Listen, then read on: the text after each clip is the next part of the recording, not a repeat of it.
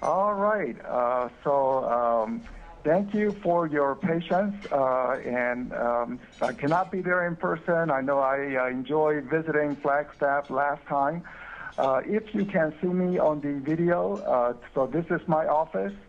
And because of the sunlight, you cannot see, but 3 blocks away is the U.S. Capitol. And because we want to show to Congress that realtors are here in Washington advocating on behalf of our members as well as for the property owners. So we are positioned nicely. Thank you for having me. I know in Phoenix today temperature is supposed to go up to 110. I think Flagstaff is much better. I think mid-80s. Here in Washington, we're going to approach close to 100 degrees, and with heavy humidity. So I will certainly be taking off this jacket after I finish this WebEx webinar. So I wanted to provide you on the economic update, what you can anticipate. Certainly, we are receiving a huge bonus for the housing market in terms of lower mortgage rates. I would say this is a bonus condition. The Thanksgiving of last year, if you remember, mortgage rates were hitting 5%, but now mortgage rate at roughly 3.8% on a 30-year fixed rate mortgage. A great bargain opportunity. The Federal Reserve at the end of the month may cut interest rate towards the end of the month, but from consumers' point of view, your business point of view, all this mortgage rate is already priced in. They are anticipating that, and that's why the mortgage rates are at 3.8%. If for some reason Federal Reserve delays the interest rate cut, the mortgage rate could rise up to 4%, 4.2%. So I would say right now is probably the most opportune time for some serious home buyers right on the fence. Related to the economy, I mean, the economy is chugging along very nicely. In fact, one may say that it is moving very solidly. 2 months ago, we had over 9,000 realtors visit Washington. I think I saw Lisa Poffret here in Washington. I see so many realtors, so if Lisa, if I forget your meeting you, just forgive me. But I think I saw Lisa here. Certainly many. Give me a second, guys. Sorry.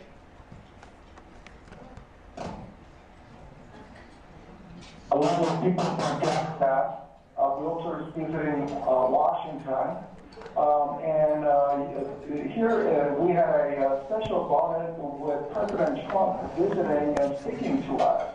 And certainly he made out the case as to why the economy is moving strongly from deregulation, the job growth continuing. We now have the longest economic expansion in the U.S. history, modern history of over 10 years. And the growth rate of 3%, I mean, these are very, very solid numbers. But given that we have had this longest economic expansion, the question arises as to whether or not we could be facing a recession over the horizon. Something called a yield curve. This is a bond market terminology. Many economists look at something called a yield curve. And if for some reason the short-term interest rates are higher than long-term interest rates, that always signal that economy will slow down and in some cases actually lead to a recession. Recession meaning job-cutting situation. However, today we are at this inversion condition at a very unique, something different this time compared to in the past. And what is different is that interest rates are at so low levels that inversion, the crossing of the short and long-term interest rate may not matter all that much. In fact, if one looks at more easily understandable the fundamentals of the economy, the consumer's confidence level remains exceptionally high.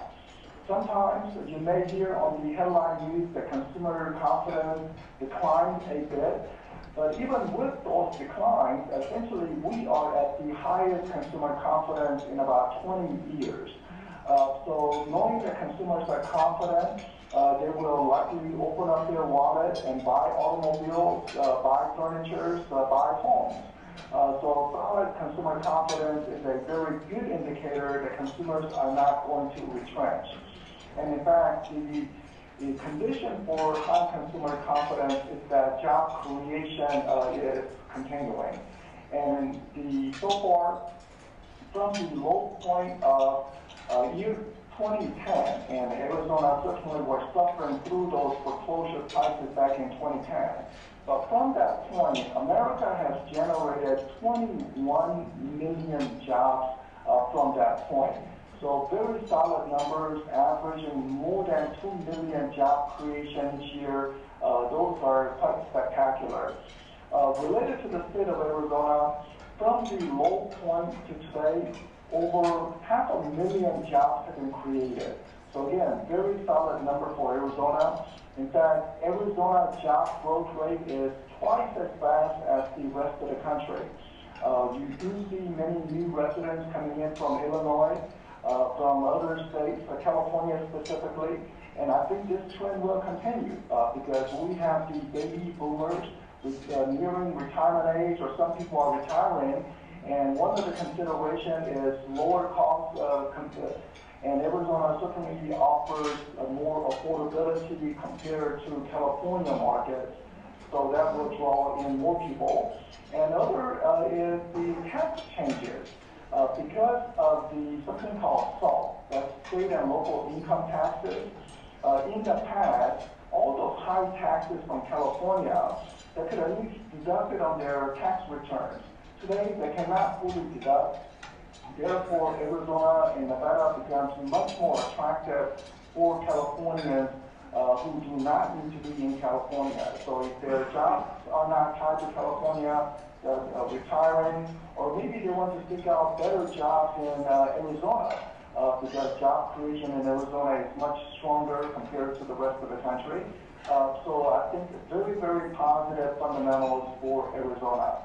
Looking at Flagstaff specifically, the job growth is also occurring, and it is not quite as fast as the rest of the country, but only modestly higher. So a little better than the country. I mean, Phoenix is doing much faster pace, but I think Flagstaff, without a doubt, will benefit when Phoenix job growth rises strongly, because you see many second home purchasers coming from the Phoenix market. So the Phoenix market doing very, very solidly. The job growth is also coming with the wage increase. So rather than a stagnant wage rate, there is a wage growth that is occurring, which is a very positive condition. One thing that could hinder home sales, even with low mortgage rate, is rising home prices. Home prices, compared to 10 years ago, has risen very, very fast in the overall state of Arizona. Phoenix rising very, very fast after that foreclosure crisis. Flagstaff is also participating. So even though you have low interest rates, some people are concerned that much higher home values could deter home buying. So when I look at the affordability index, that is to say people's income, home prices, and mortgage rate, combine all three, and how is the home buying condition? And home buying condition today is weaker compared to last year, or 2 years ago, or even 3 years ago. So there is a weakening in affordability. However, if I compare to year 2000, it is still more affordable today compared to year 2000. Now, why do I compare to year 2000? Because today's home sales are running about the same as in year 2000. Yet we have more jobs condition. So given more jobs and more population, we would anticipate more home sales if it is more affordable. Back in the year 2000, mortgage rates were 8%. Today, mortgage rates are under 4%. So that's a big difference. There should be more home sales. Yet home sales are trending roughly the same as in year 2000, which also means there could be a sizable pent-up demand. So if people feel comfortable or there's more inventory choices, people could strike and try to buy homes. So my overall take on the broader national home buying condition is that there is a sizable pent-up demand. In Arizona, as you have many new residents coming into the state, and often these new residents are of higher income, higher net worth individuals, and they are fleeing, especially California, expensive markets. So they will consider home prices and Flagstaff to be much more affordable. So I would say that the conditions for future growth remains positive. I mentioned consumer confidence being high, but the business confidence also remains high. As part of the tax reform that was cut to the corporation tax rate, and hence the after-tax corporate profits are at sky high, meaning that companies have plenty of cash to expand businesses, so they are in a very comfortable position. So consumers' confidence high, business confidence also remaining high. We ask questions to consumers, just asking about housing market conditions. And throughout last year, consumers were indicating that they were becoming more pessimistic about buying. And that was somewhat puzzling given the good economy. And when we probed the question a little deeper, what the consumers were frustrated about was the multiple bid process, that they did not want to participate in multiple bidding, or there was just lack of homes in their price category. So nationwide, we have a housing shortage on the affordable price points, mid-price points. On the upper end, there's plentiful supply, but it's really the lack of inventory. So if we can get more inventory, I believe that consumer optimism about home buying will turn for the better, because one thing that consumers said they do not want to participate is on the multiple bidding process. I know some people did, and some people won out, but other people who missed out or were not chosen, I mean, that's a huge frustration, needing to restart all over again. So if we have more inventory, that will at least lessen the possibility of that multiple bidding. Home buyer traffic, Arizona stands out compared to other states, showing that if there's an open house, there's decent, respectable foot traffic that occurs in Arizona.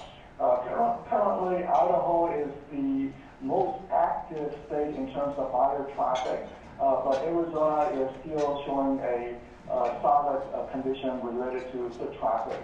Not the case in California. California foot traffic remaining weak.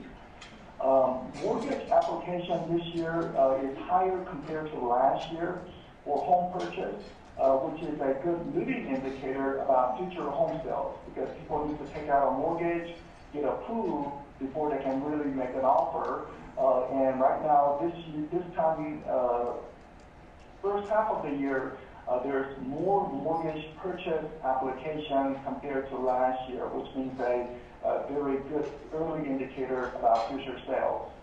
Home sales, I mentioned, it's not rising above year 2000 levels, but certainly has improved compared to November, December of last year. Not only about the seasonal patterns, but the mortgage rates being much lower now compared to the November timeframe of last year. New home sales are rising, so anything that builders build, especially if it's a mid-price and below, they are able to sell. If any of you in the audience are involved in spec home construction, feel comfortable in building, because I think there will be buyers, because if the builders build it, there are buyers. Only caution is upper end. If you build upper end homes, then I'm not sure if you will be able to find buyers so readily. But if you are building on the mid-price points, I don't think you will have trouble finding buyers. The mortgage situation for homeowners are also very healthy. The delinquency rates are today historically low levels. The foreclosures are less than 1% of homes. So homeowners are in very, very healthy condition. Just to show contrast, 10 years ago during the housing bust, close to 70% of homes in Arizona were going through foreclosure process. So very painful period then, but now much healthier condition. As you will see in your charts and the handout, the single-family starts has been way under normal conditions. And that's why we have housing shortage. And in Flagstaff particularly, Flagstaff used to produce about 800 homes each year, single-family homes.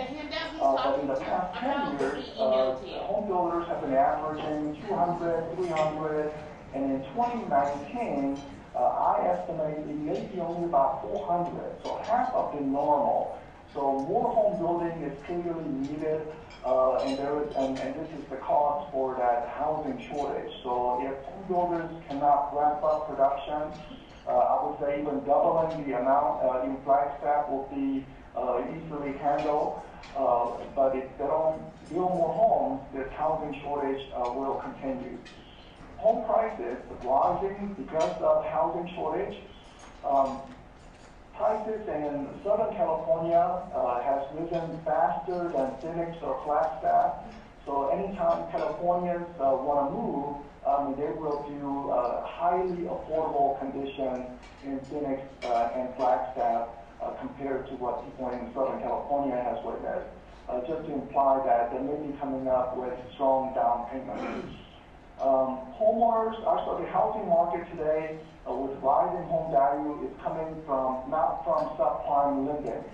The home valuations are rising, but overall mortgage balance remains stable, meaning that these are high credit quality individuals, no subprime, much healthier condition.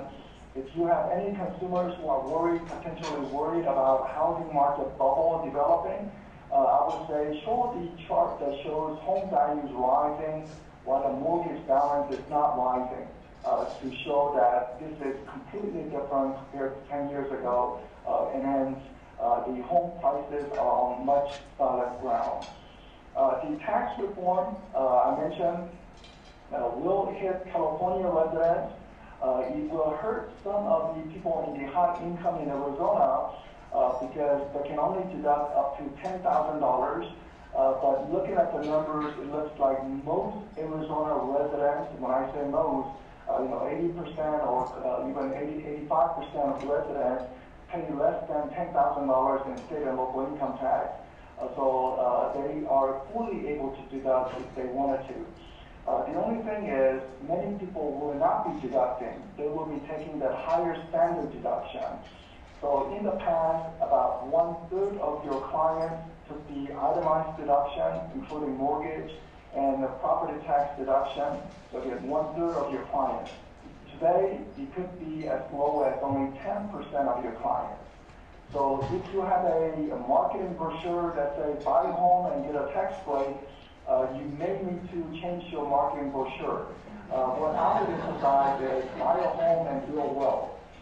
And one tax break that is still in place is that if people get that capital gain appreciation when they sell their home, most people will get that tax-free. So you can emphasize the housing market is on solid ground, prices are appreciating. This is the way to build wealth, and this will, at least from home capital gains, one would not pay capital gains tax. So that would be the way I would communicate. So rather than say buy a home and get a tax break, say buy a home and build wealth, and this wealth will not be taxed for most residents. Let me go to my final 2 slides, which is the forecast. I don't see economic recession occurring based on the momentum of consumer spending, business spending.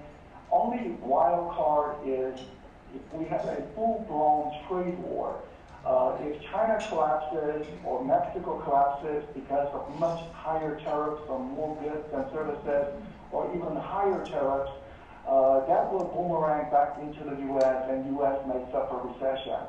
So current level of tariffs, I think the economy can handle, but if there is an even greater tariffs or trade restriction, and one can see it in the stock market constantly, anytime there's a discussion about the trade war, stock market collapses because business community wants the freedom to do business with whomever they like. They don't want that restriction.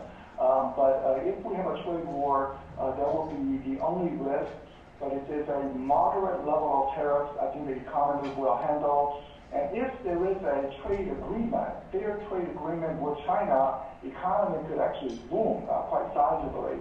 But overall, I don't have a recession over the horizon this year or next year, which is a presidential election year. I don't see a recession other than coming from a trade war situation.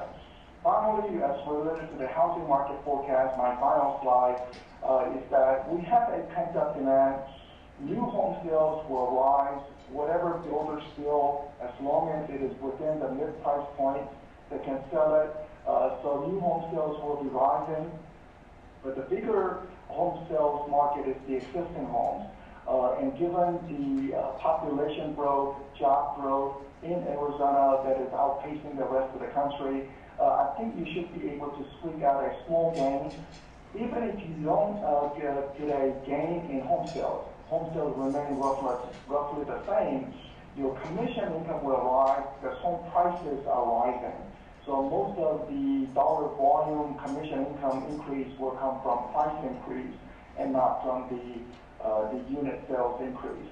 And the mortgage rate, I think it's going to pretty much remain at the 4% range. But by year end, I think it could be maybe 4.3%, higher than what it is now, but certainly historically favorable mortgage rate environment. Thank you for listening. And I wish I could be there, but I hope you understand that there's a lot of work here in Washington that I have to attend to.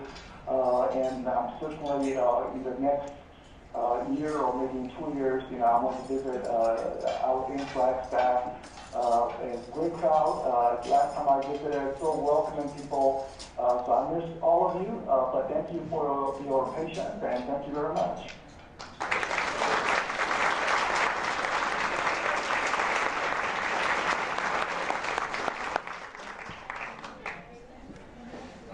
Okay. Big thank you to Dr. Lawrence Yun. Now we're going to move on really quick. Rick Lopez, if you want to come up and give him a couple of minutes with an update on advocacy, then we'll do our announcements. Good morning, everyone. Aren't we fortunate to have an association that puts these kinds of things together for us? I think we all should give our staff a round of applause for that.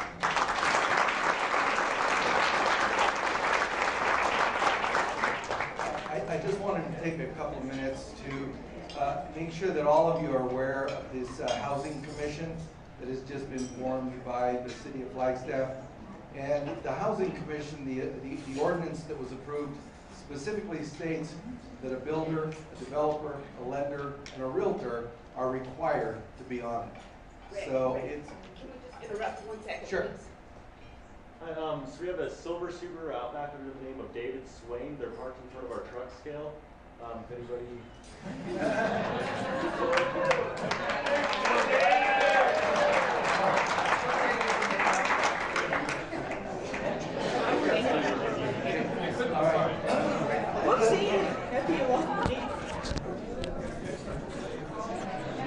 You know what I want Is that from now you? working? No, yeah, Oh. it works now. Okay. There. Okay. Again, I just wanted to make sure, first of all, that you're all aware of it. But second of all, if you want to apply, and I encourage all of you to apply, any of you that would be interested in serving on this commission, it's an incredibly important thing for us to be engaged in this process because we've been fighting this battle of affordability for as long as I've been a realtor, which is almost 30 years. So it's time for us to be actually given a guaranteed seat at the table to be able to accomplish something positive over the next few years. The seats are going to be staggered in terms of terms, so I don't know how long the terms are going to be. It could be a year, it could be 2 years, I have no idea. So I don't know how they're going to establish that based on who the applicants are. You have probably another 30 days to apply. The council, when they come back in mid-August, they will start looking at the applications, probably determining what the terms are going to be. And I think their intent is to actually sit a commission sometime in September. So if you have interest, I think I sent the information to Ventrice so she could post it on how you apply. But if you have any questions, please call either Ventrice or myself, and we can help you walk through the application process. So if you have any questions, by all means, feel free to call me. Thank you.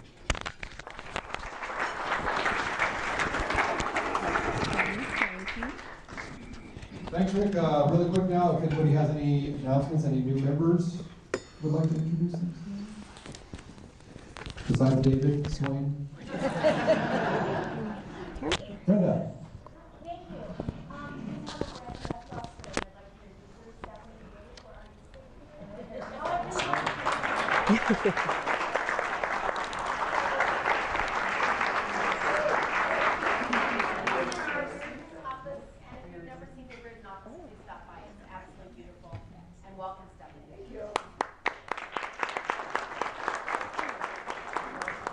Anybody else? Yes. I'm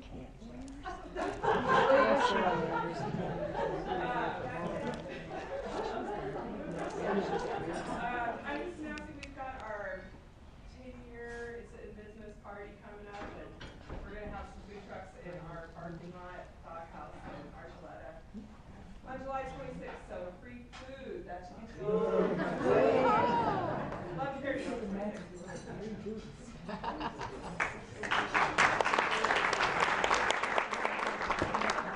Any other announcements? Well, we'll move on. Dusty, if you want to step on up. Dusty Roden, ladies and gentlemen.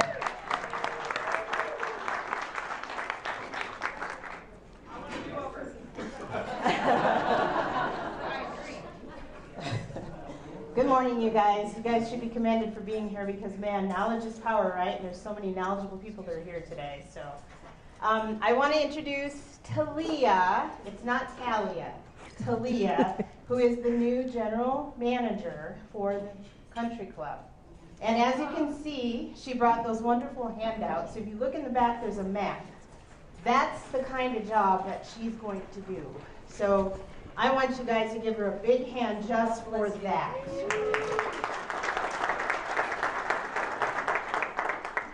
Now the flyer that she brought was to cover some of the major things that come up because a lot of times at the board meetings, because I'm on the board with Talia, we hear all the time, my realtor said I can put up any kind of fence I want. And so as you'll see, the #1 page, what does it say? Fences. But I'm going to let her introduce herself, and we're so happy that she was able to come over here, you guys.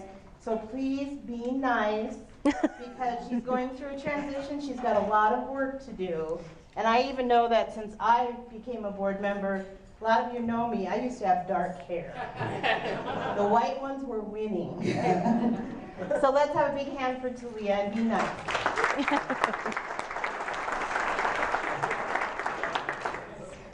Hello. Hopefully I won't shake too much. I'll try and calm myself down a little bit. There's a lot of you. Thank you very much for having me here. Can you all hear me? Yes. Okay, it doesn't sound like I'm projecting at all. I recognize some of you. I don't know if you recognize me. I did work at Wyndham for 9 years, so I recognize a lot of Century 21 faces out here. I did work at Continental for a period of time as a director of marketing before I got promoted. So I do have some background over at Continental before I took on the general manager role. But we are going through, like Dusty said, a lot of transitions, a lot of changes. And some of the big things that are going on are, as you know from kind of Memorial Day to Labor Day is our big push. Everyone's buying homes. And the first thing they do is make changes to their property. And what is the biggest change they want to make? And they come to the board meeting and they say, my realtor said I could put up an 8-foot tall fence with wire. No, you can't. So I just wanted to kind of go over some of the rules so that maybe you guys could help us out before they get to us.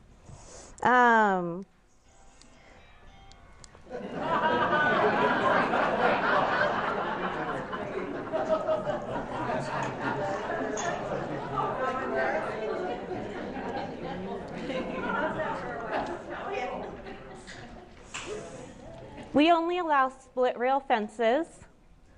Does everybody know what a split rail is? Sure. I had someone come to my meeting last month and say, is that an Abraham Lincoln fence? I said, I don't know what an Abraham Lincoln fence is, but split rail posts with maybe 2 or 3 posts in between, lateral posts. Okay. We don't allow wire fencing to be attached to it. A lot of people want to be able to have vines grow through it. Here's what we can have. Those V-shaped posts that can be stuck in the ground, you can put that next to your split rail and have your vines grow up to that. That's allowed. But chicken wire being attached to the whole length of the fence, not allowed. Okay? Dog runs. You can have a dog run, but it cannot go over 150 square feet. So if you're trying to put a big fence that encompasses your whole backyard as a dog run with chicken wire, I know what you're trying to do. They'll try and get creative with the wrought iron. That's on a case-by-case basis. It has to come to the meeting for approval, okay? So if you guys can just kind of help out with that, that gets a little creative because they blame it on you. Is there any questions on the fences? I have a question. Firewood fences. That's being used a lot too. Firewood cannot be stacked any more than a cord. So a cord is 6 by 6 by 6. 4 by 4 by 8. We don't allow more than 6 by 6 by 6. We made a little bit of an exception because we have people that try and use stacked firewood as fences. Like 10 foot tall all around the line of their property.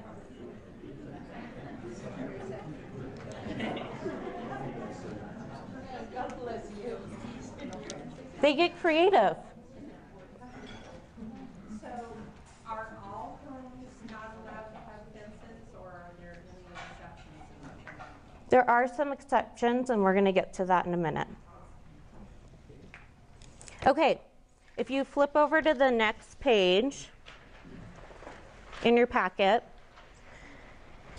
I'm not going to tell you to rip your packet apart, but maybe when you get back to your office, you'll want to rip your packet apart, okay? Page 2 and page 3 are meant to be looked at as one long page, okay? So this is meant to be a cheat sheet for you. And I'm going to kind of rewind a little bit to kind of give you some reasoning behind this. Rewind to years and years ago when Continental used to be Fairfield, when all of the subdivisions were individual, okay? They weren't unified and amended as one CC&Rs. When Fairfield went through the bankruptcy and they were all individually broken up, they had all their own individual CC&Rs, okay? When Continental came together and we started amending them all under one set of CC&Rs, not all of them came under the same set of CC&Rs. I'm seeing a lot of blank stares, but stay with me, okay? There are 5 subdivisions that did not come under our set of CC&Rs. And that is Canyon Country Club 1, 2, 3, and 4, and Coconino Estates. So those 5 sets of maps that are in the back of this packet are the 5 subdivisions that do not fall under my unified set of CC&Rs. Okay? So this little cheat sheet of page 2 and 3 have all of my subdivisions broken out at the bottom. And all the questions on the far left-hand side will tell you whether or not it's a townhome, condo, timeshare, or a single family. If it falls under my CC&Rs, if they have voting rights, if they get to vote on the board, if they pay what they pay, if they get to vote for dues increases, because our community is incredibly complicating, and I'm sure that you're starting to catch on to that. Okay, so those 5 subdivisions, to add even more of a curveball to you, if you scroll to, let's just scroll to page 4, Canyon Country Club 1. See all the ones colored in orange? They have an opportunity to individually deed restrict. If they want to be part of the community, I can go to them and say, would you like to be part of the community, have access to the amenities, and follow our rules? Meaning our CC&Rs, right? And if they say, sure, I'd love to do that, then they sign what's called a deed restriction contract. Okay, and then that gets recorded with Coconino County. Now, that rolls with the lot, not with the homeowner. So they could sign that in 1990 and change ownership 2 and 3 times, and that stays with the property. It applies to whoever lives in that house. So just like I get people that come in and we have full membership and we have associate membership. Associate memberships have the option each year to upgrade to full memberships. So I have full memberships that come in and say, well, I want to downgrade.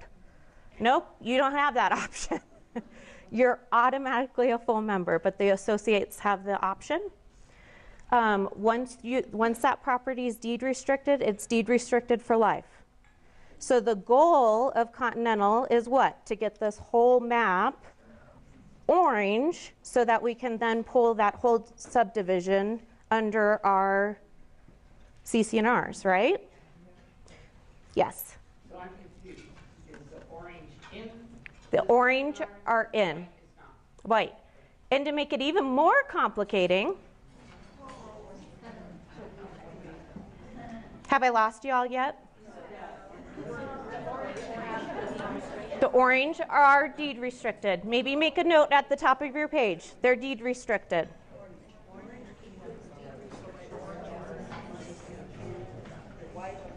White are not. And so the white can? They have the option to deed restrict. So let's say that one of those lots go up for sale tomorrow. One of the white lots. You send me a disclosure request. I'm going to respond and put what on the disclosure request? Not part of Continental. But I'm going to say they have the option to be part of Continental, and I'll waive the first year of dues if they deed restrict, right? Because we want them to be part of Continental. We want to pull them in, right? Okay. But we're going to go back to the orange ones because we're really complicating and we like to be complicating. We want to be that complicating girlfriend, right? Ready? So the orange ones, it would be way too easy if all the contracts were the same. Okay? So over the years, because these have been done since like probably back in the 80s, in the 90s and up until yesterday. It depended on when the contracts were done. Some of them were just social contracts. So you just have social access to the club, and some of them are CCNR restricted too. So you have to contact my office to see what kind of deed restriction it is. So if they have a fence and they become part of the, say, Continental, and they become part of That goes back to what this gentleman was saying. So thank you for asking. So let's say we have a house that's a white lot, and you have a new buyer on the property, and they say, yeah, I think I want to be part of Continental, and I'm willing to sign that contract, and I'm going to get my first year free, but there's a fence on the property, or there's a shed on the property. Sheds, even though they try, right? Okay, so we try and bend a little because we want to get this whole map orange, right? We'll try and write some exceptions in these contracts, right? So what we'll do is we'll make a grandfathering statement in the contract. And it'll say something like, we'll allow the fence, and then next time the house sells, the fence with the wire needs to come down, or the shed needs to come down when it sells.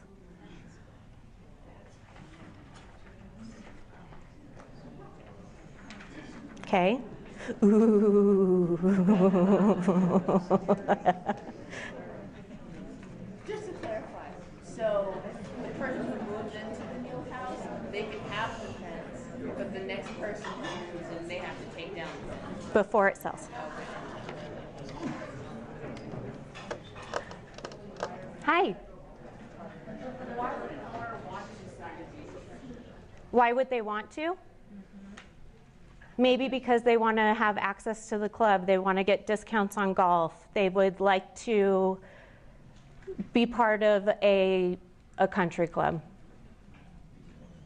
Maybe both houses on either side of them has a really nice yard, and they'd like to be part of something bigger. They live on the golf course, and they want to make sure that they're part of the country club. So could you tell me the difference then? So for them to opt in and be in the club and pay for that, that's $600, right? And if they are It depends on the property. A full membership is $550 a year. An associate member is $365 a year. And if they're not deed restricted and they just want to join just to have those? A social membership for a year is $650, and then a 6-month social membership is $450. What constitutes an associate membership versus a full membership? It depends on the subdivision. Like generally? I'm sorry? Generally? Is there somewhat of an overview? It's broken out on your chart that I gave you. So basically an associate membership just gets CCNR enforcement. The full membership gets CCNR enforcement plus all the amenities access. So if you're an associate membership, you don't get any of the access to the amenities at the club. You don't get the fitness center. You don't get to come and use all the amenities. So they would have to pay the upgrade to be able to come and use all the amenities. But when you say it depends on the lot, does that mean one house that sits at the golf course versus one away from the golf course? No, it's a whole subdivision. So when they did the amendment of the CCNRs and got all the subdivisions to come in, each individual subdivision decided our subdivision just wants CCNR enforcement. Our subdivision wants to be full membership, so we want access to the whole thing. So it's not like each individual house decided what they wanted. It was the whole subdivision. Yes? Given the complexity of, I don't know, the last 20 minutes of what you've been talking about with measurements of cords and fences or lack of fences and exemptions and no exemptions, and being blamed at the outset for people demanding fences, I'm not sure that 5 pages is adequate. Is it within your power to create a kind of a comprehensive text for realtors to be able to look through these things to provide better guidance produced by you for us for that purpose, so we can not be blamed for? I'm not blaming you whatsoever at all. Please don't take it that way. Not blaming you whatsoever. It's just new homeowners, of course, want to come in. They want to get their house up and running right away, right? So next, my question, is it possible to provide us with digitally a comprehensive searchable reference for this? Because it seems very complex to me. And there seems to be a lot of balls in the air, and 5 or 6 pages doesn't quite seem to do it for me. The subdivision stuff is going to be complex, and there's going to be no way for me to send you anything that can fully wrap your head around that. That's just going to be something that as you navigate through and as you have a house come up for sale, you're going to have to send us the disclosure, and we will let you know whether it's in or out. So you're our sole resource for this. We don't have any other... Oh, my whole office can answer any questions for you. The fences, I can send you all the rules and regulations and the CC&Rs. That's available on our website. I can send you everything you guys need to know on that. My business cards are all on all the tables. Those have been updated this year. But that's all available on our website as well. The fence rules have not changed since 2006. They're very clear in terms of the fences. People just push the envelope with the wire. Usually they'll put the fence up, and then a week later they'll put the wire up. But the new homeowners come in and they don't know the rules, is basically what it boils down to. So I think what we were wanting to try and do today is just make sure that you guys are aware about the wire. Yes? Do you do a review of what people have done to their property when it sells, that part of your disclosure? Mm-hmm. I know you now have requirements to have everything, basically everything approved before you do anything to the exterior of your home. Right. And then are you saying once they move in? No, I'm saying if you do a review to see if you have approved things that the homeowner may have done to their home, such as put up a fence that's too big or something like that wasn't caught, but now could be caught by you guys if you're enforcing these rules. Of course, yes. We have 2 compliance officers that are out every day. So if they're checking it as part of the disclosure. Of course. You might want to just review what that process is to get those changes approved as well, because I've done it several times. I like what you guys are doing, I've never had a problem with it, but other people may not. Right. Hi. To get away from fences for just a moment, can you give us any kind of an update regarding, and I don't know whether you can talk about this or not, the lawsuits that Lake Elaine in Lakeside Acres, the solvency of the HOA, and any disclosures regarding that we might need to be aware of? I can give you a very brief update regarding Lake Elaine. It's actually the first tick on my list right after kind of going through this subdivision stuff. It's not going to be a whole lot of detail, but I can tell you what I can tell you.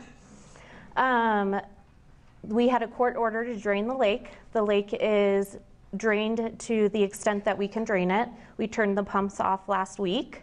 The pumps have been pulled out from the lake, and at this time the lake is drying out. The next step is engineers will be coming out there to do an evaluation of the bottom of the lake, and our next court hearing is scheduled for August 19th.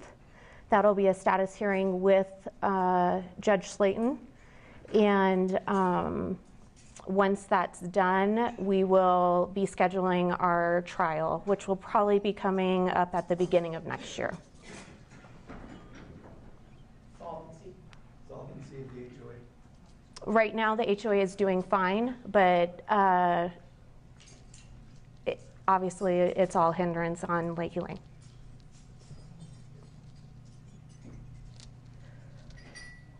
Can you give us a brief on what did happen a couple of years ago and what you anticipate happening regarding short-term rentals? Okay. Starting in 2017, we had a group of homeowners that came to us asking for some sort of resolution of the growing concern of short-term rentals within Continental. We started looking at it very in detail. We did send out a written consent form to make some changes to the CC&Rs. I'm sure, as all of you know, it failed. The measure failed. And we changed our rules and regulations, and we are currently very strictly enforcing our rules and regulations within the community. We have tenant registration forms that are being submitted by the short-term rental owners. They are being very compliant with that. We do have an after-hours hotline for homeowners to call should they have any concerns. As well as an on-call Southwest Security should there be any party calls. I can tell you I have not had any calls with Southwest Security. And we are letting our enforcement through our compliance employees go through the year to see how that works before we can consider doing another vote through the written consent form. So far, everything seems to be going well. Of course, depends on which side of the home ownership you talk to. There's very passionate people on both sides, as with any issue. But right now, it seems like the process is working. There's growing pains on it, as with any process, but it seems to be going well. But you would probably suggest that it would be prudent for a real estate agent to let prospective buyers know that this has happened, and if you're trying to buy this as an Airbnb, that there are rules with it? There are rules with it, and that in the future, it might be voted that you can't do it. It could be, as in any other community. And it's in our rules. The tenant registration policy and everything is listed in our rules. And this is a growing concern in any homeowners association. How close was the last vote? There was still 300 votes before it would have passed. So it was still a ways off. How many members are there? Single family homes, 1,217 homes. That have the voting rights? That have voting rights. And how many participated in the vote? We had 560-ish participate in the vote. Okay. Don't quote me on the exact number, but about 500. And it needs to pass by what, 2/3? 812 would have needed to vote to get it to pass. But yes, a 2/3 vote. Yes. Can I go back to this, the associate and social membership? Of course. You said that it was clear on these 2 pages. Actually, I'm not seeing where it's specified. Can you point that out? Yes. Maybe I don't know.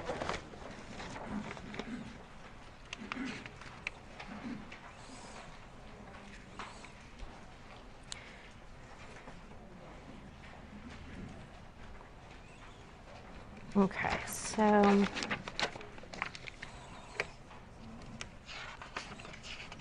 if it says, let's see. Because you said it was by subdivision, right? Right, so at the very bottom, the second page, it'll have all the subdivisions listed out. So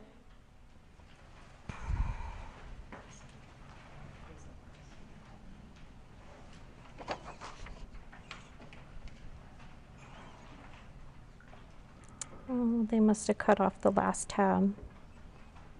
You know what? If you grab my card, they cut off the last tab for you, the last column. I'm sorry. I lied. I'm sorry. They cut off the last column with the totals of full versus associate. If you send me an email, I'll send you it via electronic. I apologize. You should probably just send that to the NAR office. Yeah. You can send it to Dusty and Dusty will send it Okay. to me. Apologies. Otherwise, you're going to be bombarded. Could you send the rental rules with that too, so we all know what the restrictions are for short-term? For the tenant registration policy? Of course. It's also on our website. Okay. Any other questions? I could stand up here all day and tell you all kinds of things about Continental, but yes. What are they evaluating? So without going into much detail, they're evaluating the lake bottom to evaluate the geography of the bottom of the lake to see if it's sustainable to have another lake there. Because it's leaking or? Mm-hmm. Is it possible the lake could be turned into something else? I'm sorry, I can't answer that question. Yes? How do you enforce the tenancy for short-term rentals? How do we enforce it? In other words, is it an honor system where everyone who says, you know what, I'm gonna try this Airbnb and see how it works out for me. How do you know whether they filled out one of your tenant sheets? And isn't there a fee that's at like $25 fee that's it's like within 15 days they have Of their reservation, yes. So how do you know if everyone's complying? Do you have an enforcement? We have, I have 2 compliance officers in my office, and we have all of the reservation systems that we pull reservations from every Monday. So we export all the reservations, and then we reach out to them and remind them that they need to turn in their tenant registration forms. At first, it was like pulling teeth to get the tenant registration forms, but everybody's been pretty well about turning them in already before we even have to send them a reminder. But we have a generic email that we send out reminding people that we see that you have a reservation on the calendar for X date. So do you have access then to Airbnbs? Is that how you know? What if they're doing it Craigslist or by themselves? There's like over I know there's like 30 different booking websites. We have access to pull the reservations, and we export them all, and then we send reminder emails. What's the $25 fee? It's a tenant registration fee. So that is a one-time fee that the owner pays, or is that for registration? For the registration. Reservation. Each reservation, and then if they don't turn it in, then there's either an incomplete form or a late fee. It's a $15 fee. And a $25 fee is for one night or for 7 nights? Each change in tenant. Yeah. Another thing that's been, I just thought I would let you know, another thing that's been a reoccurring question, and I'm sure that most of you know, but with disclosure requests, if there is a disclosure request on a townhome or a condo, Continental Country Club is the master association, but there's also a sub-association. So you do 2 disclosure requests, one to us and one to the property management company over the condo or townhome. So there's been a lot of questions on that as well. I made a mental note of that to make that announcement too. Do the owners send the $25 fee to you guys? Yes, so they can do it through our website, and it will automatically redirect them to PayPal, or they can fax it to us and call in a payment. A lot of them will do it just for the whole month and do one lump sum. So how many Airbnbs and VRBOs, how many people are doing this in Continental Country Club? We can only enforce on the single family homes. Total with townhomes and condos, we have 130 in our community. Single families, we have, I want to say 82. But of course it kind of changes because they'll put up their listing, take it down, put it up, take it down. It just kind of depends day to day. Dusty. Could you talk about some happy things that the country club does? Yes, everything is not doom and gloom. We're a really fun place.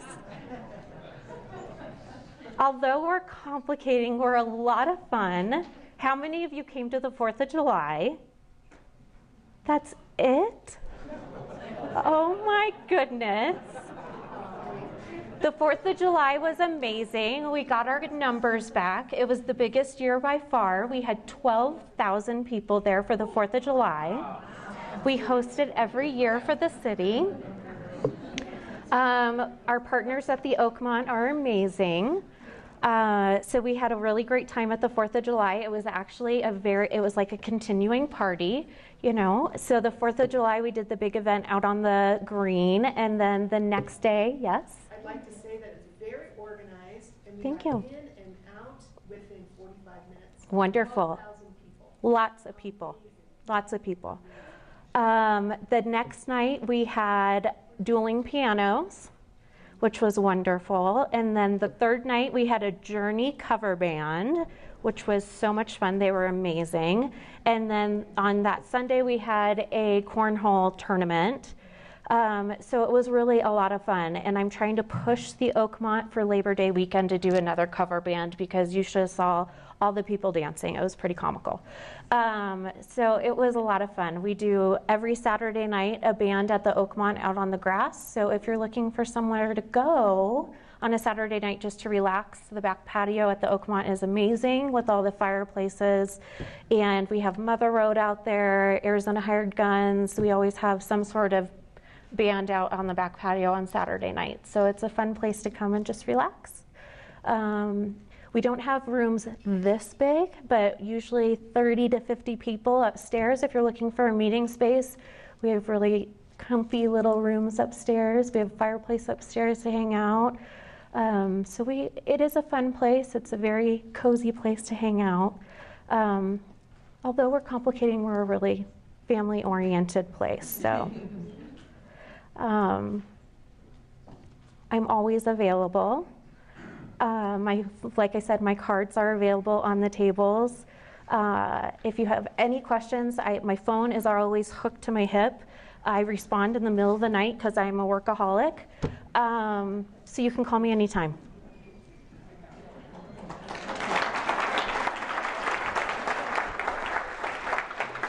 Thank you.